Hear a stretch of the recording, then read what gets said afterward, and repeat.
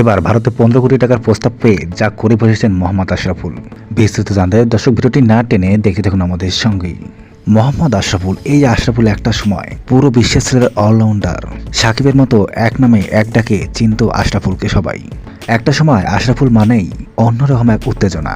সে সময় প্রত্যেকটা ম্যাচে যেন 4 ছক্কার তাণ্ডব চালিয়ে প্রত্যেকটা দিনে আলোচনায় ছিলেন এই আশরাফুল। কিন্তু ফিক্সিং কাণ্ডে তার ক্যারিয়ারে 12টা বেজে গেছে। সব ধরনের ক্রিকেট থেকে সে সময় বঞ্চিত হয়েছে এই আশরাফুল। এরপর আর ক্রিকেট দুনিয়ায় দেখা যায়নি মোহাম্মদ আশরাফুলকে, এমনকি বিপিএলেও না। আর এজন্যই দীর্ঘদিন পর ইংল্যান্ড জাতীয় দল হয়ে খেলার প্রস্তাব পেলেন এই আশরাফুল। অবশ্যই প্রস্তাবটা কোনোভাবে ফেলতে পারেনি মোহাম্মদ আশরাফুল, সঙ্গে সঙ্গে ইংল্যান্ড জাতীয় দলকে হ্যাঁ বলে দিয়েছেন। দর্শক, আমরা এখন দেখবো এই মোহাম্মদ আশরাফুল আসলে ইংল্যান্ড জাতীয় দল হয়ে কেমন পারফর্ম করে। এছাড়া দর্শক, আমার হাতে থাকা সর্বশেষ খেলার আপডেট, পরবর্তী খেলাধুলা আপডেট সবার আগে জানতে আমাদের চ্যানেলটি এখনই সাবস্ক্রাইব করুন এবং আমাদের সঙ্গে থাকুন। ধন্যবাদ।